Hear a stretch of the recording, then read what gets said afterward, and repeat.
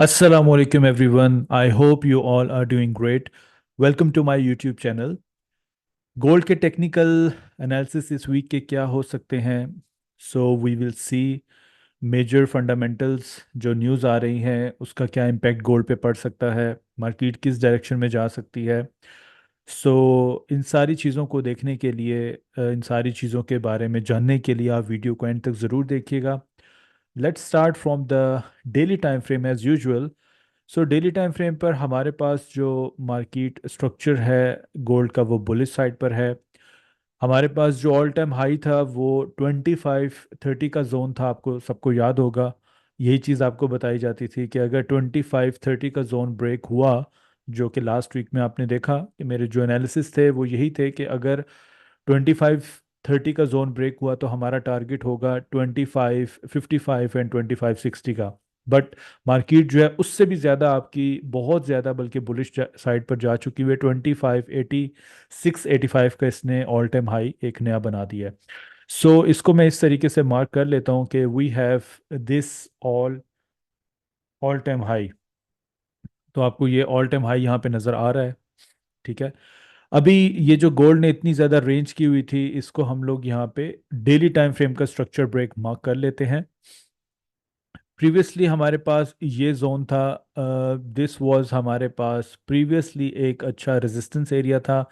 Now if we see here on the in the future side we have support area, right. Resistance become support, RBS zone ये बन गया आपका, right. Okay, अभी इसको हम लोग स्विच करते हैं 4 आवर्स टाइम फ्रेम के ऊपर। तो 4 आवर्स टाइम फ्रेम के ऊपर आपको मार्केट कुछ इस तरीके से दिखाई दे रही है। प्रीवियसली आपके पास रेजिस्टेंस था, फ्यूचर में आपको यहाँ पे सपोर्ट देखने को मिला। सेम एज इट इज़ हम लोग गोल्ड को जो है वो यहाँ पे जोन को मार्क करते हैं कुछ इस तरीके से। ये जिस तरीके से हमने प्रीवियसली जोन को मार्क किया था, this is our resistance area. Future में आप लोग इसको सपोर्ट, बाय द वे आप लोग अपनी मर्जी से इन एरियाज को आप लोग अपनी मर्जी से जो है वो इस तरीके से मार्क कर सकते हैं, ठीक है। इसको आप लो पे यहाँ पे लेकर आ सकते हैं और इसको यहाँ पे इस तरीके से। Now you can see here support, right, perfect. It's just a matter of colour. यहाँ पे जो आपके कलर्स हैं उनका it's depends on the colour. So as you can see here, previously आपका लो है और मार्केट ने ऑल टाइम एक हाई बना दिया है, रेजिस्टेंस एरिया बना दिया है।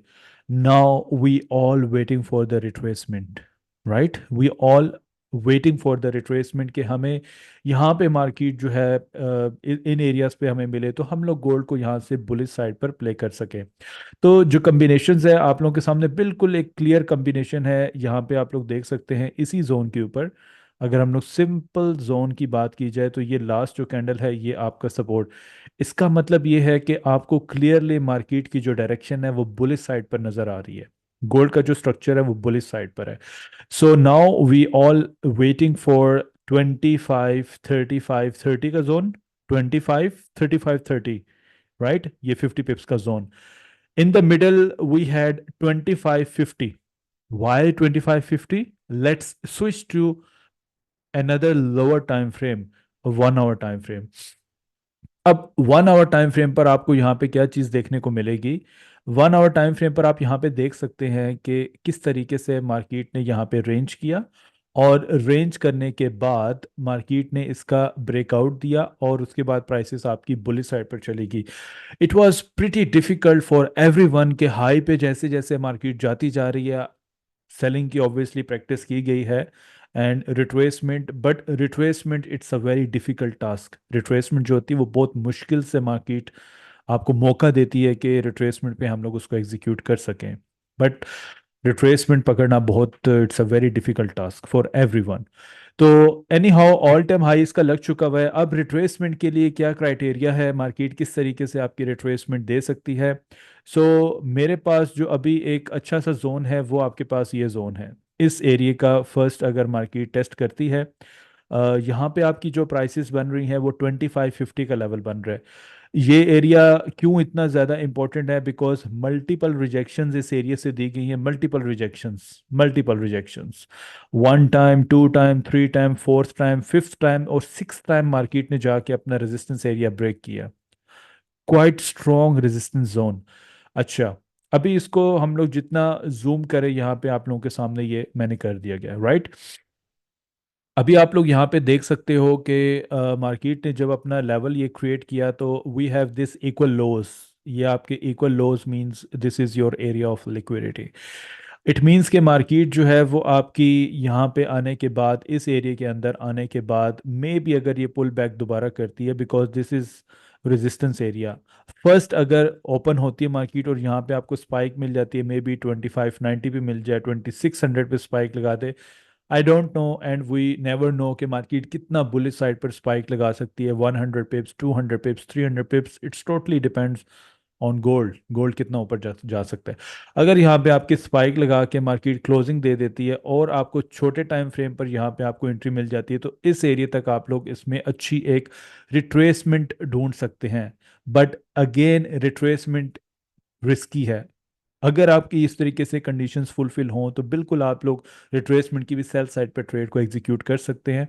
ठीक है, it's just a matter of perfect timings कि आप लोग कौन से सेशन में इसको प्ले करेंगे। ठीक है, अगर आपका 2550 का एरिया, 25 35 एंड 30 का एरिया तो है ही आपका स्ट्रक्चर लेवल। अगर आपका 2550 का एरिया ब्रेक नहीं होता इस एरिया के ऊपर, आप लोग कंफर्मेशन देख के यहाँ पे इसी जोन के अंदर छोटे टाइम फ्रेम पर कंफर्मेशन देख के आप लोग इस तरीके से एंट्री कर सकते हैं। और इसका टीपी हमारे पास अगेन 2585 का होगा।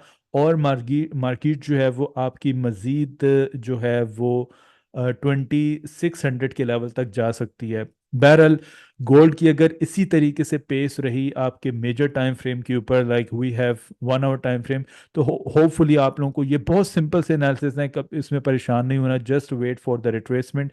यहाँ पे आपको एक अच्छी रिट्रेसमेंट देखने को मिल सकती है 2550 और 2530 35 तक। स्ट्रक्चर इसका गोल्ड का अभी तक बुलिश है।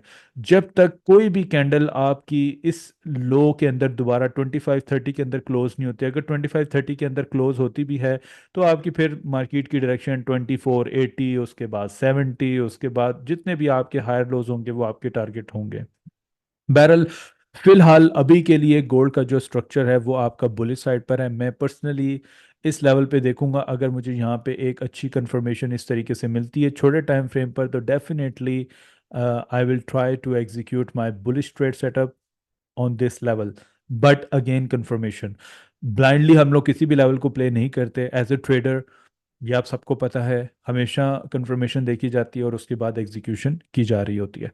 तो ये तो है भाई गोल्ड के बुले साइड पर।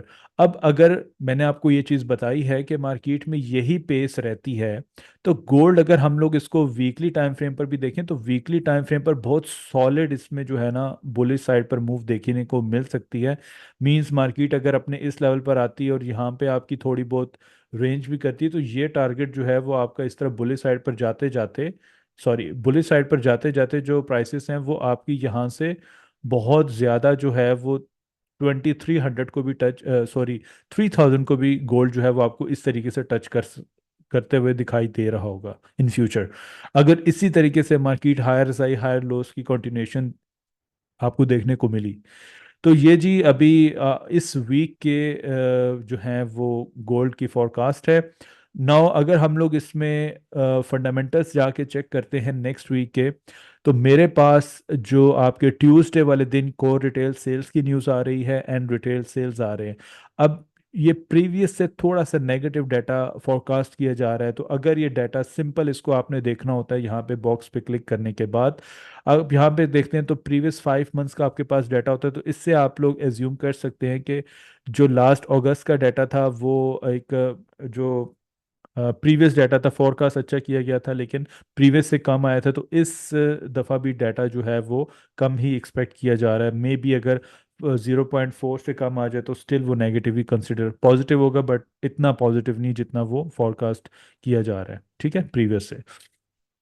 तो स्टिल वो नेगेटिव ही कंसिडर किया जाएगा। उसके बाद वेडनेसडे को हमारे पास इतनी को मेजर न्यूज़ नहीं है, building permits and crude oil inventories हैं, इसका इम्पैक्ट गोल्ड पे थोड़ा बहुत पड़ सकता है। The most important thing is Wednesday वाले दिन means Wednesday and Thursday. So Wednesday Malaysian time 2 AM, sorry Thursday 2 AM, federal funds rate, तो यहाँ पे आपने देखा कि रेट जो है वो कट हो रहे हैं आपके रेट। नाउ अब रेट कट होने का सबको पता है कि रेट कट होंगे तो मार्केट आपकी बुलिश साइड पर निकल जाएगी।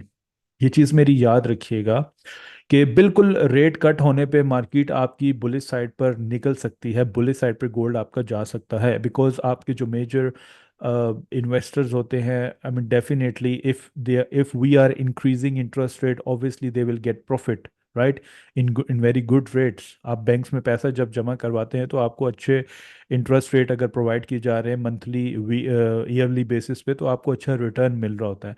तो अगर वही परसेंटेज कम की जाए तो आपको उतना फायदा उससे नहीं मिलेगा। बट एक मेरे पास जो इसका एक पॉइंट ऑफ व्यू है वो ये है कि जैसे ही रेट कट हो तो मे बी गोल्ड एक डिप लगा सकता है, क्योंकि आप सबको पता है कि रेट अगर कट हो रहे हैं तो हर कोई गोल्ड को जो है वो बाय साइड पे उसको देखेगा। अब बायर्स एंड सेलर्स को मार्केट किस तरीके से ट्रेप करती है, let's say if we have area of resistance and area of support. अब डेफिनेटली अगर कोई न्यूज़ नेगेटिव आती है तो हर कोई उसको बाय साइड पे प्ले करेगा और मार्केट उसको बाय दिखाएगी भी कि हाँ जी मैं बाय साइड पर अभी जा रही हूँ। जैसे ही सब इसमें बायर्स में बैठ जाएंगे फिर मार्केट डिप लगा लेगी और सेलर्स को भी ट्रैप करेगी कि ओके जी सेलर्स यहाँ से अभी मार्केट जो है दोबारा से नीचे डिप लगा रही है। अब जब गोल्ड आपका नीचे डिप लगाए, मे बी आपके इन एरियाज तक आ जाए, मे बी अपने इस एरिया तक आ जाए, it totally depends on on in this situation के उस टाइम पर देखा जाएगा। लाइव स्ट्रीम के ऊपर हम लोग होंगे इंशाल्लाह उस दिन देखेंगे।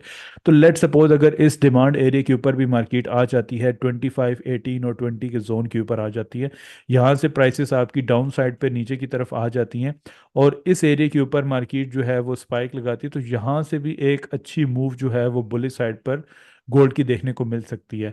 मे बी अप साइड पे भी स्पाइक लगा दे या डाउन साइड पे, ये अब देखा जाएगा एफओएमसी की न्यूज़ के ऊपर। तो ये एक इम्पॉर्टेंट फंडामेंटल न्यूज़ है। अनएम्प्लॉयमेंट देखा जाए तो अनएम्प्लॉयमेंट जो है इस दफ़ा ज़्यादा बताए जा रहे हैं, इसका भी इम्पैक्ट पड़ेगा गोल्ड के ऊपर। तो थर्सडे वाले दिन ये न्यूज़ आ रही है, लेकिन जो सबसे इंपॉर्टेंट हमारी न्यूज़ है वो एफओएमसी की न्यूज़ है। तो एफओएमसी की जब न्यूज़ आती है तो उसके बाद इकोनॉमिक प्रोजेक्शंस हैं, इकोनॉमिकली उनकी क्या प्रोजेक्शंस हैं, क्या उनकी आई मीन डिसीजंस हैं, क्या उनके नेक्स्ट फ्यूचर प्लान्स हैं, वो सब चीज़ें। और उसके बाद एफओएमसी स्टेटमेंट, ये बड़ी इंपॉर्टेंट है, प्रेस कॉन्फ्रेंस, ये तीनों चीज़ें बहुत बहुत इंपॉर्टेंट हैं। तो ये सारी चीज़ें जब आपकी डाटा आपका आएगा उसके ऊपर डिपेंड करेगा, राइट। इंटरेस्ट रेट तो कम हो ही रहे हैं, तो ये सारी चीज़ें माइंड में रख के आप लोग ट्रेड कीजिएगा, क्योंकि एक ट्रेडर जो होता है वो टेक्निकल के साथ साथ फंडामेंटल्स भी माइंड में, और उसको ये चीज़ें पता होनी चाहिए। अब ये चीज़ें आपको तभी पता होती है जब आपको मार्केट में एक्सपीरियंस आता है। तो होपफुली आप लोगों का नेक्स्ट वीक बहुत अच्छा रहेगा। नो नीड टू पैनिक, अगर आपको एक दो दिन अच्छा ट्रेड सेटअप नहीं मिलता, मार्केट आपको अच्छा रिवॉर्ड नहीं दे रही थी, इट्स ओके, मार्केट इसी तरीके से चलती है, ठीक है। अगर आपको अच्छी इवन आपको रिट्रेसमेंट भी नहीं मिल रही तो wait for your support areas, वहां से आपको अच्छी बाइंग अपॉर्चुनिटीज मिल सकती है। तो हमेशा अपने लेवल्स का वेट किया करें, पैनिक मत हुआ करें। मार्केट में जो पेशेंस के साथ ट्रेड करता है वही इसमें सक्सेसफुल होता है।